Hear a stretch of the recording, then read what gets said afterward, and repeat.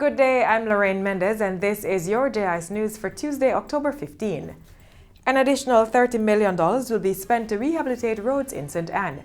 Minister of Local Government and Community Development Desmond McKenzie announced the additional road budget as he addressed a meeting of the St. Ann Municipal Corporation recently.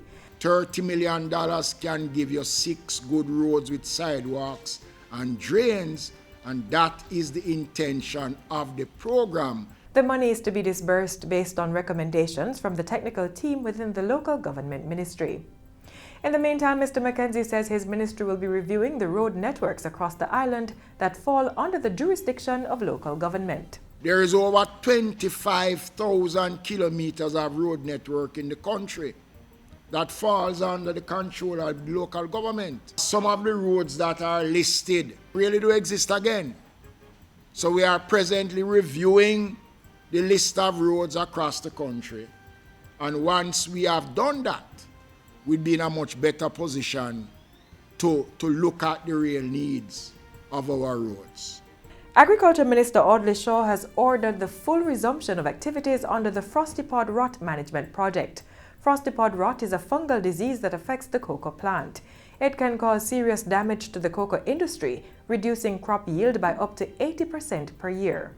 In January 2018, government gave $200 million in budgetary support to the management project, which has been implemented in St. Mary and is set to continue in Clarendon. Minister Shaw says the decision to resume the project was made after it was shown to be successful.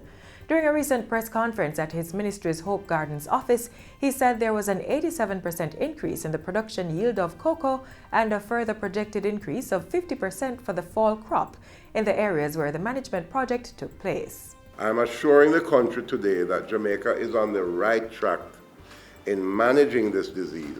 The Frosty Pod Rot Management Project has 5 components: cultural control, chemical control, public awareness, research and development, as well as surveillance, monitoring and evaluation. Jamaica is one of 8 countries recognized as a producer of fine or flavored cocoa.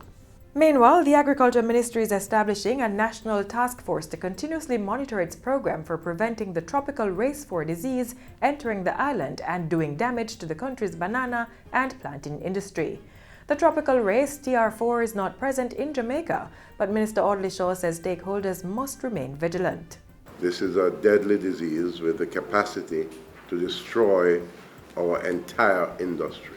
And it is for that reason that we are acting swiftly to do everything in our power to prevent it from entering Jamaica. The task force for monitoring the ministry's response to the threat of the tropical race 4 disease will be chaired by the Banana Board. Other members will come from border regulatory agencies as well as RADA, the All-Island Banana Growers Association, Inter-American Institute for Cooperation on Agriculture, the Food and Agriculture Organization, local farmers, and the police. Among the preventative measures to be implemented is the strengthening of border protection capabilities at air and seaports. This includes the installation of disinfecting mats for persons and disinfecting chambers for used motor vehicles and containers. The authorities will also be intercepting contraband banana, plantain, and heliconia plants at sea during interventions by the Marine Police. The importation of banana or plantain plants, plantlets, and any part of the banana plant or heliconia will be prohibited from countries suspected of having the disease. Widespread awareness sessions will also be conducted for various stakeholders. In other news, government is on track to open the St. Andrew Justice Centre in the first week of November. The Justice Centre, which is being built on Hagley Park Road, will be the office that deals with all matters related to justices of the peace who are from the parish. It will be the area that you gravitate towards. In other words, that will be the office that you make reports. That will be the office that you send in your annual reports. That is the office that will be calling you regularly. When there's a training session and you want to participate, that will be the office that you give your name and get information from. Minister Delroy Chuck was speaking on Sunday during a ceremony to commission new justices of the peace for St. Andrew. He revealed plans to construct another justice centre at Stony Hill. Over 140 Jamaicans will be recognized for their contribution to nation building during this year's National Honours and Awards ceremony on National Heroes Day, Monday, October 21. The ceremony will culminate a week of activities being spearheaded by the Ministry of Culture, Gender, Entertainment and Sport from October 13 to 21. We will be staging a number of events to pay tribute to our heroes, those who have transitioned and those who are still working hard among us to make Jamaicans the place we all know it can be. The State Minister of Culture, Gender, Entertainment and Sport was speaking on Sunday during the National Heritage Week Thanksgiving service held at Calvary Gospel Assembly in Kingston. The National Honours and Awards ceremony will be held on the lawns of King's House. And finally, the Point Hill Health Centre in West Central St. Catherine will be renamed in honour of late former Deputy Prime Minister and Member of Parliament Dr. Kenneth Baugh.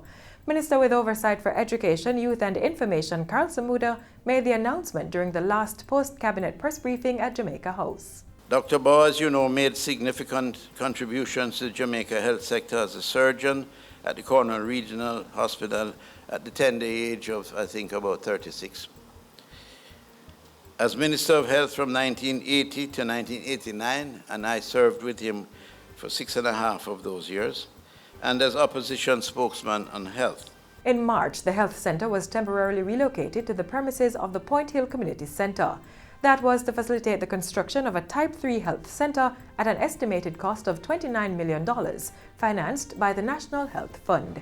And that's it for JI's News today. I'm Lorraine Mendez. Thanks for watching.